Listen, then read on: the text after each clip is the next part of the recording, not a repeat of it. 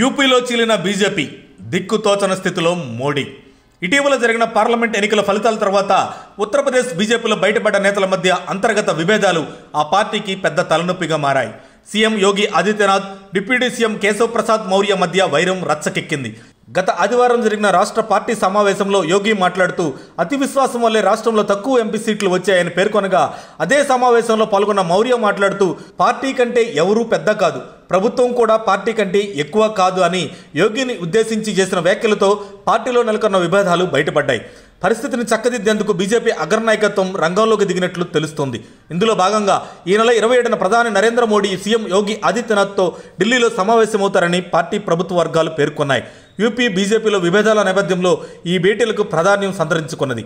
యూపీలో బీజేపీ సీట్లు 2019లో వచ్చిన 62 సీట్ల నుంచి 33కు పడిపోయిన విషయం తెలిసిందే.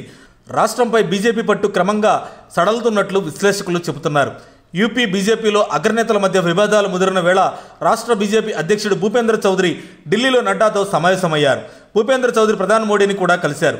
లోక్సభ ఎన్నికల్లో పలువురు నేతలు క్రియాశీలకంగా పనిచేయడం లేదని, కొన్ని జిల్లాల్లో ఎంపీలు ఎమ్మెల్యేల మధ్య సమన్వయం లేదని ఆయన ప్రధానికి ఓ నివేదిక సమర్పించినట్లు తెలిసింది. మరోవైపు జిల్లాల ఇన్ఛార్జి మంత్రులతో సమావేశమైన సీఎం యోగి ఆదిత్యనాథ్ త్వరలో రాష్ట్రంలో జరిగే 10 అసెంబ్లీ స్థానాల ఉప ఎన్నికలకు సిద్ధమవ్వాలని సూచించారు. యూపీ బీజేపీలో నెలకొన్న విభేదాల మంటలను చల్లార్చేందుకు ఆ పార్టీ సైద్ధాంతిక మాతృ సంస్థగా భావించే ఆర్ఎస్ఎస్ రంగంలోకి దిగింది. మరి ఆర్ఎస్ఎస్ ఎంట్రీతో యూపీ బీజేపీలో విభేదాలు ఏ మేరకు చక్కదిద్దుకుంటాయో చూడాలి. మరోవైపు ఉప ఎన్నికలకు సమయం దగ్గర పడుతుండటంతో బీజేపీకి యూపీ నేతల మధ్య విభేదాలు అధిష్టానానికి తలనొప్పిగా మారింది. ఈ వ్యవహారం ఇలాగే కొనసాగితే యూపీలో కూడా కాంగ్రెస్ జోరు కొనసాగడం ఖాయమని తెలుస్తుంది.